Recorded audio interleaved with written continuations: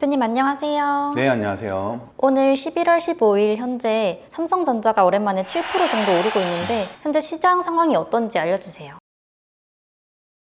네, 물론 삼성전자가 7% 정도 오르고 있고 외국인이 매수세로 어느 정도 돌아서고 있다는 것은 굉장히 긍정적이긴 하지만 그래도 미국 증시와 비교해보면 상당히 안타까운 상황입니다.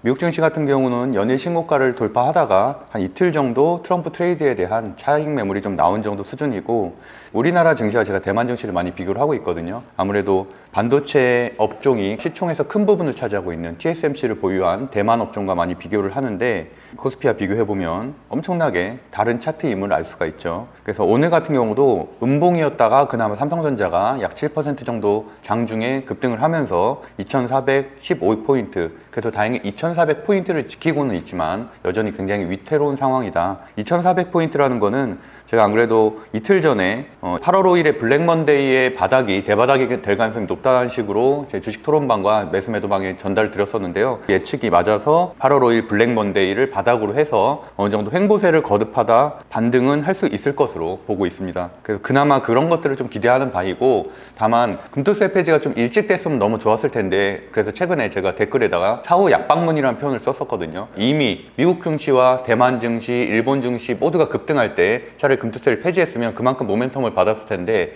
6월 달부터 9월까지 모두가 다 급등할 때 우리는 금투세 때문에 발목을 묶여 있다가 지금 이제서야 또 트럼프가 당선이 되니까 그 리스크로 인해서 또다시 하락을 하고 있는 거거든요.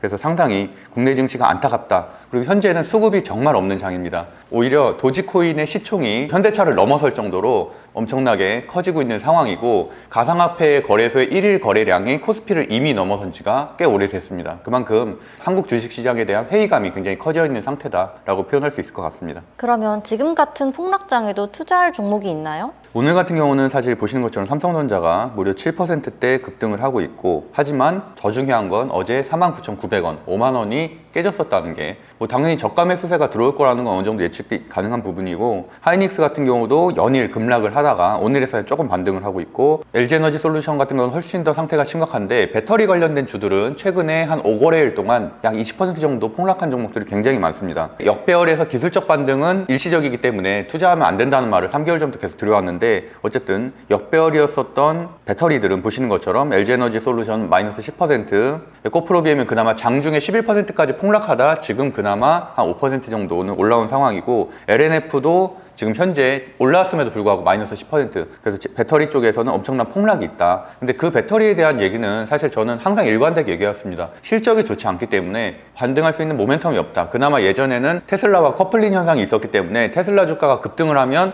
배터리도 같이 올라가는 현상이 있었는데, 트럼프 2기 집권 체제에서는 IRA가 폐지될 수도 있다는 불안감들이 배터리 기업들에게 공포로 다가오면서 이런 투매가 좀 나오고 있다고 보여지고, 어쨌든 배터리는 현재 1년 4개월 동안 폭락을 하다가 사실 기술적 반등 3개월 정도 거쳤지만 N자형 패턴으로 하락을 하고 있는 추세이기 때문에 회복이 되려면 훨씬 더 오랜 기간이 걸릴 것이다 라고 말씀드리고 싶고, 그렇기 때문에 특히나 이런 수급이 적은 장에서는 절대 역배열인 종목은 투자하면 안 된다라는 기본 원칙도 제가 정말 많이 말씀드렸기 때문에 꼭 기억하시면 좋겠습니다. 수급이 적은 장에서는 상승하는 종목만 연속적으로 상승할 가능성이 굉장히 높다. 그렇기 때문에 정배열 우상향 종목을 봐야 된다는 말씀을 꼭 드리겠습니다. 그나마 최근에 오르고 있는 종목들은 다 트럼프 트레이드 관련된 주 또는 일론 머스크 관련된 주들입니다. 그러다 보니까 트럼프 관련된 주들이면서 1조 이상의 중대형주 그리고 실적 기반인 종목들을 추천을 해왔는데, 물론 그 아랫단에는 테마주들도 있지만 그런 종목들은 매매에 좀 능한 사람들이 손절을 잘 못한다면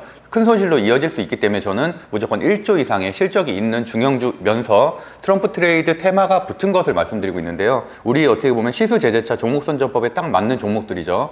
재무제표도 3년 연속 매출액 상승, 3년 연속 영업이익 상승이라는 실적주 조건을 갖추고 있으면서 또 중형주의 안정성, 그리고 중장기 제로인 트럼프 2기 집권 체제의 수혜주라는 그런 균형적인 종목들을 선정을 하는 것들, 그리고 또 마지막으로 차트 분석에선 수급이 약한 장에서 제가 정배열 종목만 하라고 했잖아요. 그래서 우리 수제재차 종목에 딱 맞는 종목들이 현재 트럼프 트레이드 주면서 중대형주 그리고 실적주 이렇게 특징은 동일하게 겹친다라고 표현할 수도 있을 것 같습니다. 그래서 보시는 것처럼 뭐 항상 제가 방산주 원픽으로 뽑고 있는 하나에어로스페이스도 오늘 또 역사적 신고가가 또 나왔고요. 그다음에 건설기계에 대한 말씀도 최근에 드렸었죠. 푸틴과의 트럼프 통화 가능성들을 언급을 하면서 우크라이나 재건주인 현대 건설기계도 말씀드렸었는데 그 당시에 말씀드린 이후에 약 한 20% 정도 상승할 상황이고, 그다음에 트럼프 체제의 가장 큰 수혜자라고 할 수 있는 일론 머스크의 스페이스X 관련된 주인 한화 시스템 같은 경우는 제가 선정한 이후에 엄청난 급등이 있었죠. 매수 매도방에 11월 7일에 선정을 했고